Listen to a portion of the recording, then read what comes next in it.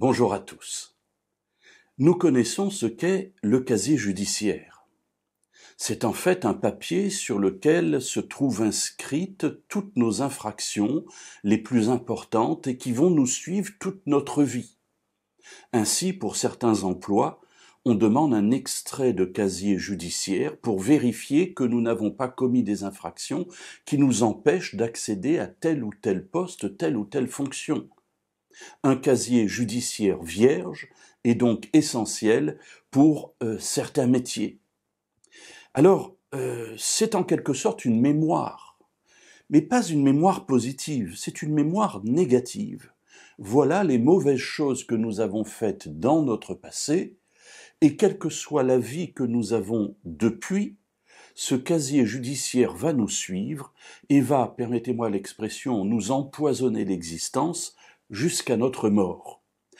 Ah oui, d'accord.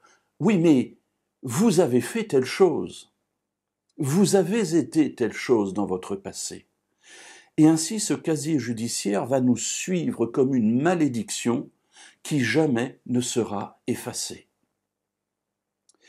Dans la vie spirituelle, nous pouvons penser qu'il y a aussi un casier judiciaire.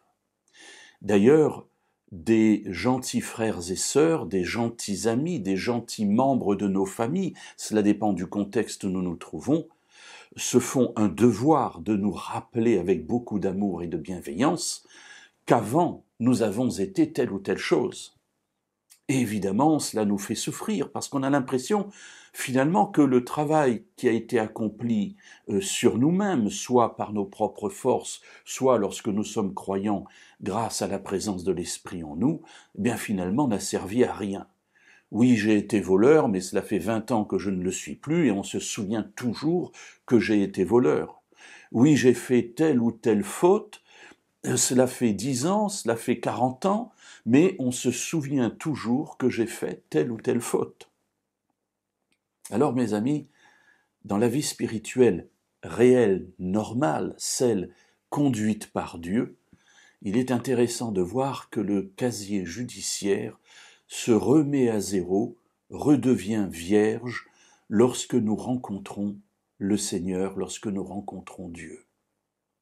Et si après nous sommes encore tombés, parce que cela nous arrive, le pardon, c'est-à-dire le processus par lequel nous nous réconcilions à nouveau avec Dieu après une chute, remet à nouveau ce casier judiciaire vierge.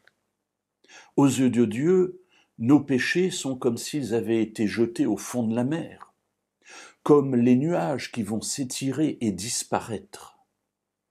Et la Bible nous encourage à avoir la même attitude vis-à-vis de ceux qui nous entourent. Paul parle de sa conversion, parle de son cheminement.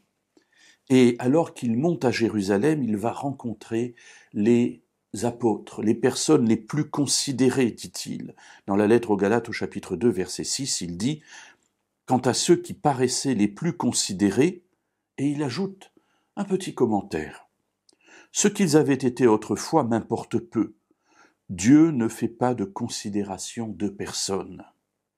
Les plus considérés ne m'ont rien imposé. » Voilà, il parle de son ministère, il parle du fait qu'il y avait des oppositions dans la communauté contre lui, et puis il dit « Je suis allé rencontrer les personnes qui étaient là à l'origine de la communauté des croyants dans le Messie, Yeshua, Jésus. » Et il dit « Voilà, je les ai rencontrés, c'était les plus considérés. Bon, ce qu'ils ont été auparavant m'importait peu. Oui, chacun de nous a un passé et un passif.